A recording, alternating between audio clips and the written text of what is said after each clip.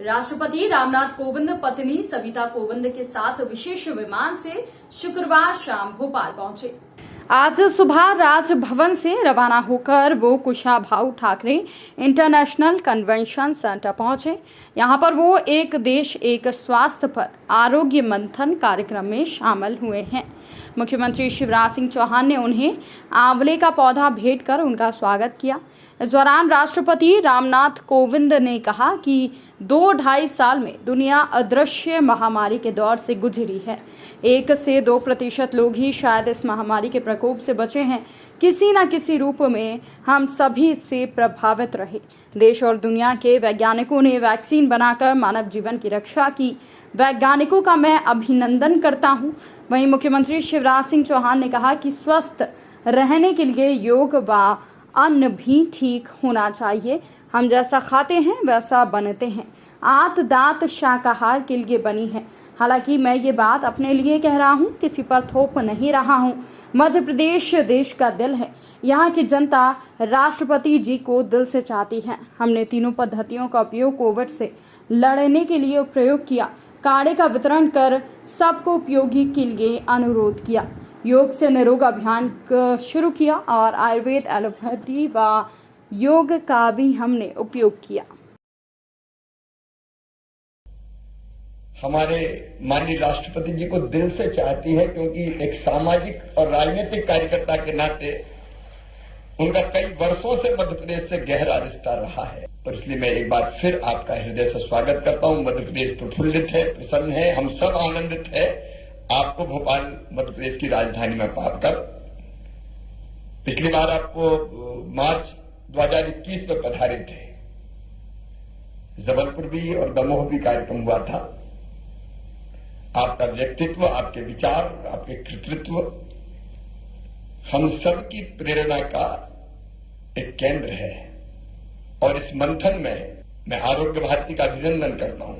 एक नई दिशा, एक नया सोच। हालांकि ये भारत की प्राचीन पद्धतियों को से लेके आधुनिक पद्धतियों तक को, तब जब ये बहस होती है कि एलोपैथी अच्छी है कि आयुर्वेद अच्छा है कि यूनानी अच्छी है, तब आपने कहा कि ये एक दूसरे के प्रतिस्पर्धी नहीं है, परस्पर पूरक हैं, एक दूसरे के पूरक हैं। और कोविड में इसका उदाहरण हम सबने देखा।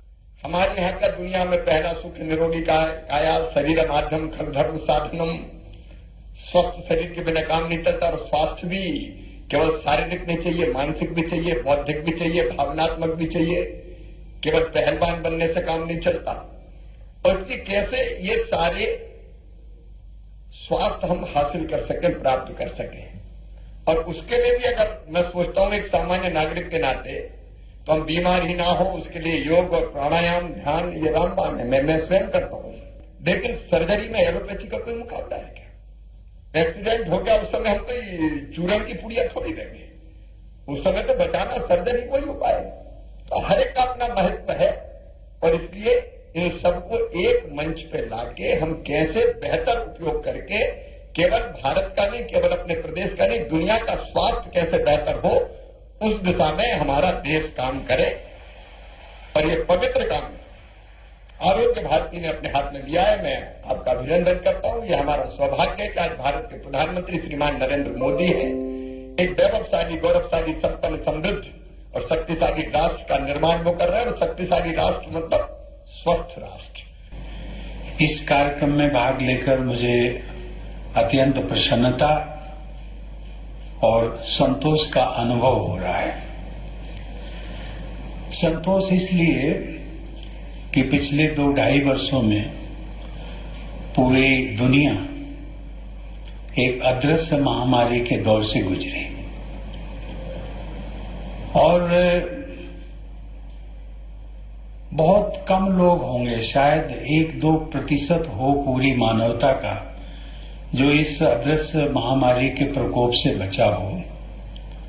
किसी न किसी समय, किसी न किसी रूप में हम सब उससे प्रभावित रहे। मुख्यमंत्री जी ने तो अपना स्वयं उदाहरण दिया। और मैं समझता हूं कि एक ये वास्तविकता रही कि उस समय शायद इंसान सोच रहा था कि यदि हमारे वैज्ञानिक न होते, हमारे चिकित्सक गण न होते, तो शायद हमें क्या होता। प्रधानमंत्री श्री नरेंद्र मोदी ने जामनगर में global centre for traditional medicinal system की आधारशिला रखी।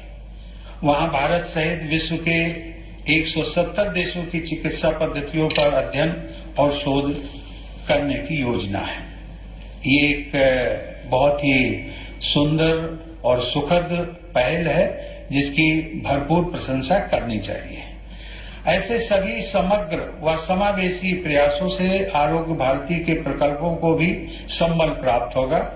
मेरी शुभकामना है कि ये संस्थान स्वस्थ भारत के निर्माण में अपना अमूल्य योगदान देता रहे तथा जनमानस में विशेष स्थान अर्जित करे। धन्यवाद। जय हिंद।